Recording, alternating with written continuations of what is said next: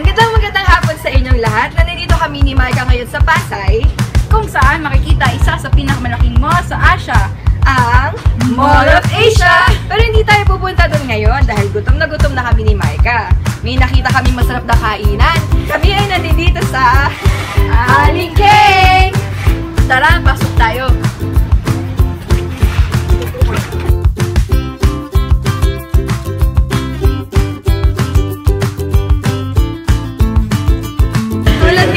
Nabanggit ni Maika, si Aling Keng ay nandito ngayon upang bantayan tayo kung masasarapan talaga tayo sa pagkain natin. Dahil kung hindi daw malaman ang kanilang ulam, libre na daw ito. Diyan natin malalaman, di ba? At isa-isa na nga nagdadatingan ang aming mga in-order. Okay. Ngayon, isa sa mga in-order natin ay sinigang na isda. Ito ay lapu-lapu na may laman na kangkong, may okra, at may sitaw. Garlic buttered shrimps na may butter at garlic at sugpo. Fresh na fresh.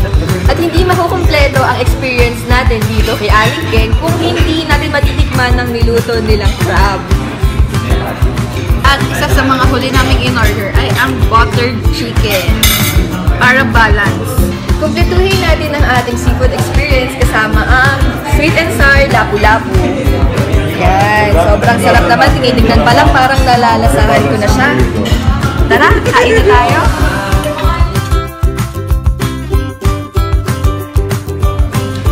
Masarap sinigang. Dapat tikman nyo rin.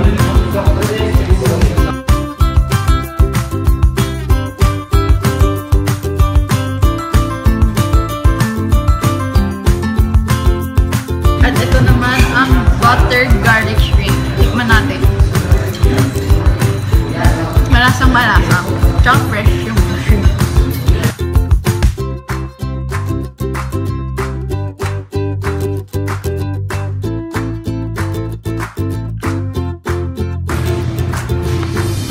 Telephone yan. At halatang-halata naman pong nabusog kami sa mga inihain ni Aling Keng.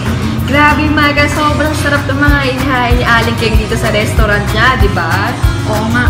Siguradong babalik talaga kami dito. Eh, dapat kayo, subukan nyo na. Ay, ang sarap. Grabe, sobrang busog ako nga. At dyan nagtatapos ang aming seafood experience dito sa Pasay. Abangan ninyo kung saan susunod aming destinasyon dito lamang sa Ang Malaking Mundo ni Celine at Maika.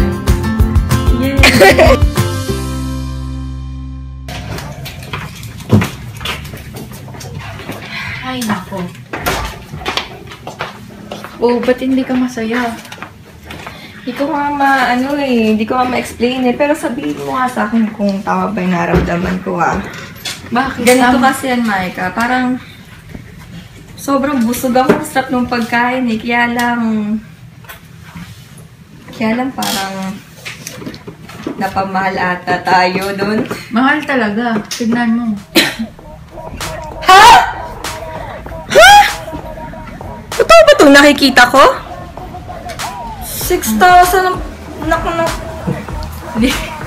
Libre ang parking. Binawian tayo sa bill. Ang kanang Aling Keng na Aling Keng.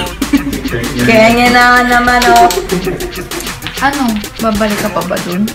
Hindi ko nga alam kasi yung mga ganitong presyo, mga 6,000 na to. Parang depende pa ata sa budget yun. Sana nag-buffet na lang tayo.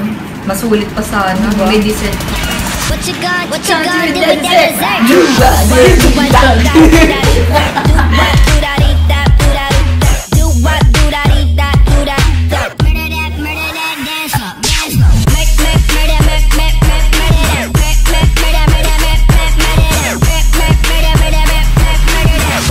What you gonna do with that dessert?